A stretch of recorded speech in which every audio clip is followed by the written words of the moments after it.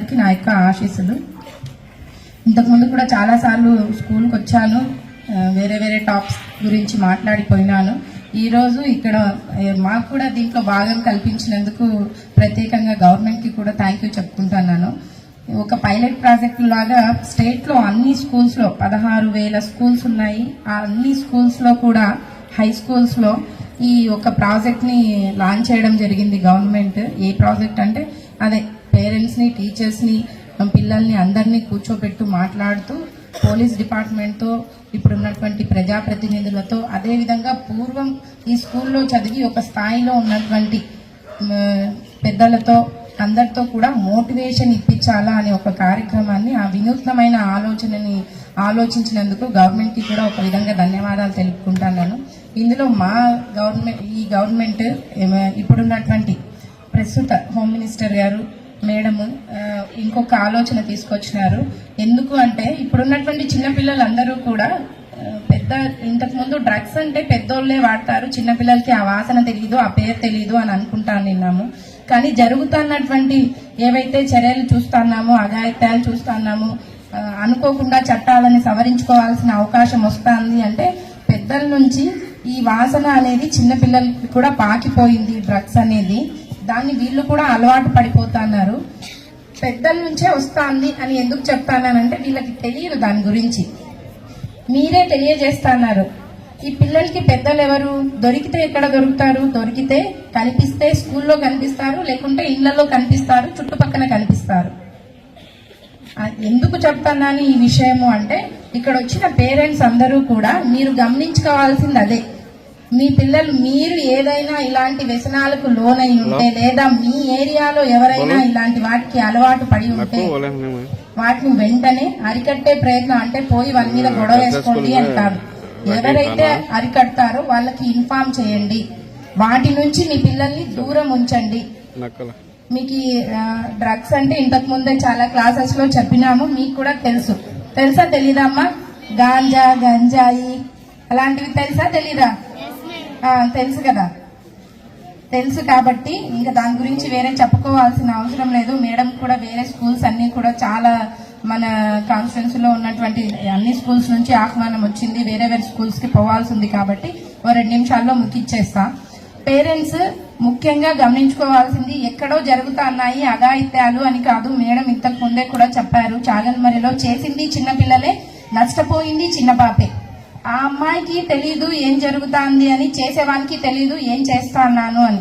ఇద్దరు చిన్నోళ్లే. వాళ్ళు ఎక్కడ నేర్చుకొని ఉంటారు ఇలాంటి విషయాలు అంటే? అయితే వాళ్ళ ఇంట్లో పెద్దల వల్ల, లేదంటే చుట్టుపక్కల వల్ల, లేదంటే ఫోన్ ద్వారా. టీచర్స్ అయితే ఎట్టి పరిస్థితుల్లోనూ అలాంటివి నేర్పించరు.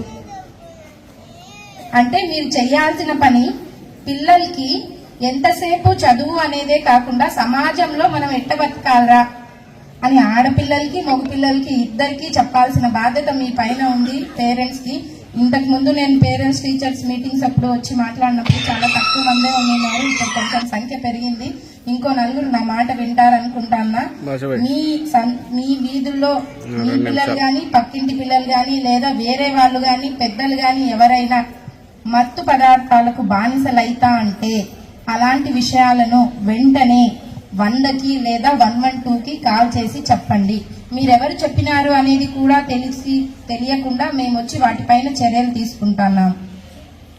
మత్తు పదార్థాలంటే ఎక్కడో గాంజానే అని ఆలోచించాల్సిన అవసరం లేదు. ఈ మధ్యలో మీ అందరికీ తెలిసింటుంది, మనం అందరి ఇళ్లలో బండ్లు, సైకిల్స్ ఉంటాయి. పంచర్లు వేయడానికి సొల్యూషన్ అనేది కూడా ఒకటి ఉపయోగిస్తా అంటాం. అది కూడా ఒక రకమైన మత్తు పదార్థమే. దాన్ని పీలుస్తా అన్నా కూడా పిల్లలు ఆపాల, కొట్టాల.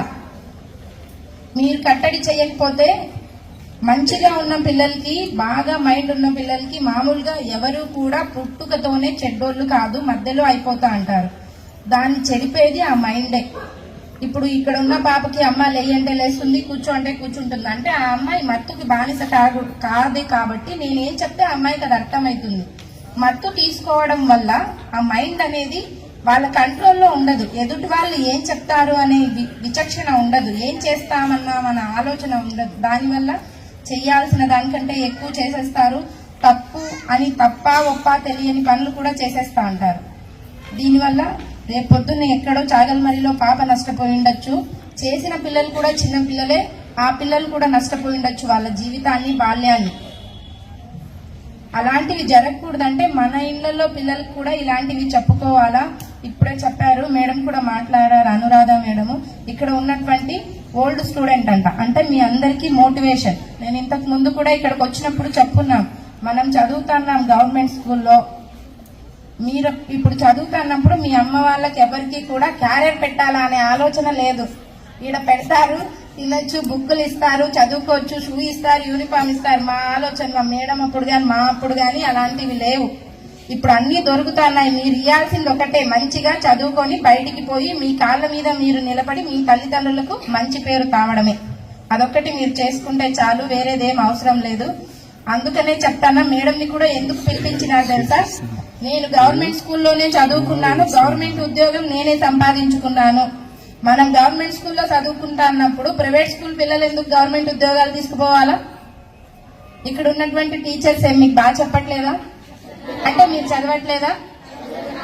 అందరూ నీట్గా గవర్నమెంట్ స్కూల్లో ఉన్న పిల్లలు కూడా ప్రైవేట్ స్కూల్, కార్పొరేట్ స్కూల్ పిల్లలతో ఏ విధంగా కూడా తక్కువ కాకుండా ఉండే విధంగా ప్రోత్సహించాల్సిన బాధ్యత టీచర్లు. వాళ్ళ పని వాళ్ళు 100% చేస్తారమ్మా. ఎందుకంటే ఇక్కడేం వాళ్ళకి ఇంట్లో బోకులు ఉండవు, కడిగే పని ఉండదు, ఊడ్చే పని ఉండదు. వాళ్ళు వచ్చేదే ఇక్కడికి పాఠాలు చెప్పడానికి. కాబట్టి వద్దన్న ముక్కు పిండి ఇప్పుడున్నటువంటి గవర్నమెంట్ పాఠాలు చెప్పిస్తుంది. మీరు చేయాల్సింది ఒకటే, ఇక్కడ చెప్పింది అక్కడ చదివించాలా. ఒకసారి వాళ్ళు చదువుతున్నారా లేదా అని చూసుకోవాలా. మా అమ్మాయి లేదా మా అబ్బాయి ఎలాంటి వాళ్ళ జట్టులో ఉన్నాడు, ఎలాంటి చోట తిరుగుతున్నాడు, వాడి ఫ్రెండ్స్ ఎవరు, వాడు ఏ పనులు చేస్తా అన్నాడు. ఎక్కువ మేలుకున్న ఉన్నటువంటి కాలం అంతా కూడా స్కూల్లోనే గడిపేస్తాడు. మీరు ఇంటి దగ్గర కనిపెట్టుకొని ఉండాల్సింది 4 గంటలే. సాయంత్రం 6 నుంచి 9 వరకు వానికి కనిపెట్టుకొని ఉంటే చాలు. అమ్మాయి అయినా అబ్బాయి అయినా మిగతా టైం అంతా స్కూల్లో ఉంటారు కాబట్టి వాళ్ళు ఎక్కువ కనిపెట్టుకొని ఉంటారు.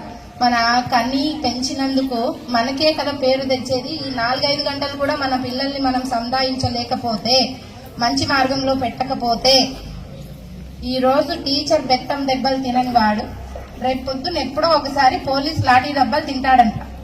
అది గుర్తు పెట్టుకోండి, అమ్మాయి అయినా అబ్బాయి అయినా. కాబట్టి మీరు కొట్టుకుంటారో టీచర్లతో కొట్టిస్తారో తెలియదు. వాళ్ళని సక్రమమైన మార్గంలో కొట్టిస్తే పెట్టుకుంటే మాతో పని ఉండదు. అంతే, దాన్ని ఒకటి గుర్తు పెట్టుకోండి. ఈ అవకాశం ఇచ్చినందుకు హెచ్ఎం మేడం గారికి, ఎమ్మెల్యే మేడం గారికి కూడా కృతజ్ఞతలు తెలుపుకుంటూ సెలవు తీసుకుంటాం. మరిన్ని వీడియోస్ కోసం ఛానల్ ని సబ్స్క్రైబ్ చేయండి. లేటెస్ట్ అప్డేట్స్ కోసం వాట్సాప్ ఛానల్ ని ఫాలో అవ్వండి. ఆ లింక్ డిస్క్రిప్షన్ లో ఉంది.